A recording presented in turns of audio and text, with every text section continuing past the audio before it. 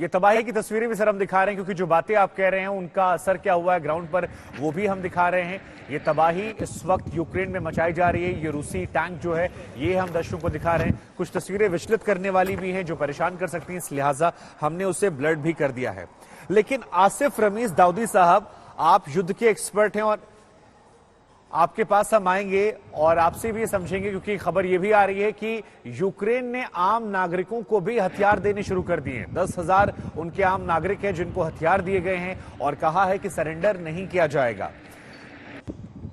कुल मिलाकर स्थिति देखिए बहुत ज्यादा भयावह हो गई है। दोनों तरफ से एक्शन और उसका रिटेलिएशन जो है वो देखने को मिल रहा है और इन सब के बीच में अब पूरी दुनिया की निगाहें यहां पर टिकी हुई हैं। अशोक सज्जनहार साहब, यूक्रेन के हवाले से ये कहा गया था कल, क्योंकि आसिफ साहब अभी जुड़े नहीं हमारे साथ, कोशिश करेंगे उनसे संपर्क साधें फिर उनके पास जाएं। एक सवाल भारत के कॉन्टेक्स्ट में पूछ लेता हूं मैं, भारत का रोल इसमें कितना ज्यादा अहम हो जाता है? क्योंकि जो बाइडेन से कहा गया, उन्होंने भी कहा कि भारत से हम बातचीत करेंगे इस विषय में, रूस के साथ भी हमारे रिश्ते अच्छे हैं और यूक्रेन भी हमसे उम्मीद लगाए बैठा है। वो कह रहा है कि देखिए हस्तक्षेप कीजिए, आपके संबंध अच्छे हैं, ये जो विनाश हो रहा है इसे रोकिए।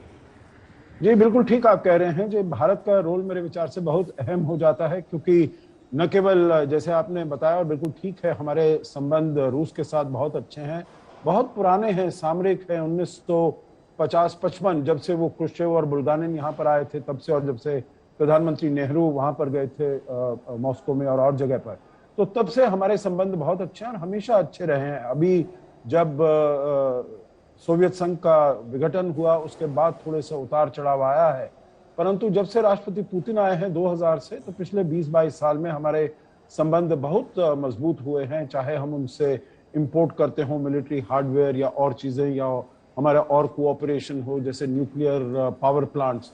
केवल रूस ही है जिसने यहाँ पर भारत में आकर अभी 3-4 न्यूक्लियर रिएक्टर्स एस्टैब्लिश किए हैं। अमेरिका के साथ भी पिछले 20 साल से हमारे संबंध और बेहतर होते जा रहे हैं।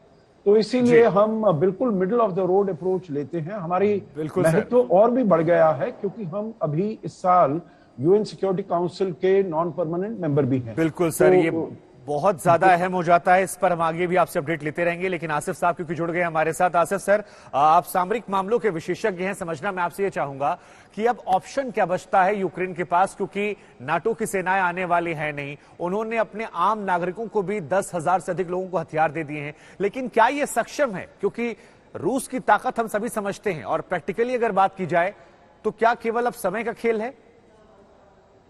शुभंकर भाई, कई पहलू हैं इसके। ऑप्शंस अभी यूक्रेन के पास या ज़ेलेंस्की के पास बहुत ज़्यादा है नहीं। सबसे पहली चीज़ जो है, अभी जो खबरें मैं सुन रहा था और आपने भी दिखाया कि किस तरह से लगभग 137 लोगों की जानें गई हैं, जो बहुत ही अफसोस की बात है। कुछ दिनों पहले तक ऐसा लग रहा था कि शायद ब्लडलेस ये वॉर हो जाए और लोगों की जानें बच जाएं, लेकिन ये सिचुएशन बड़ी गंभीर लग रही है। लेकिन जो एक तरह की एक्सपेक्टेशन थी ज़ेलेंस्की की, और जो उसको लगा था कि जो बाइडेन की तरफ से या फिर जो नेटो की फोर्सेस हैं वहाँ की तरफ से, हालांकि ये नेटो के मेंबर नहीं है, उसके बावजूद भी उनकी बहुत सी ऐसी उम्मीदें और एक्सपेक्टेशंस थी, जिसकी वजह कर अभी कल तक भी वो ये कह रहे थे कि जो बाइडेन की स्पीच के पहले तक कि हम किसी भी तरह से गिव अप नहीं करेंगे। फिर हमने देखा कि कल वो ज़ेलेंस्की खुद जो है वो नज़र भी नहीं आए, सीन में कहीं थे नहीं। अब जो हालात अभी आ गए हैं, इसके पास इस वक्त जो है कोई बड़ा ऑप्शन इसलिए नहीं बचता है जी कि रशिया और यूक्रेन, इन दोनों का कोई भी मुकाबला है ही नहीं ताकत के एतबार से। सैन्य शक्ति की बात करें या आप किसी भी एतबार से देखें कि इन दोनों की सैनिकों की या किसी भी कोई तुलना है नहीं।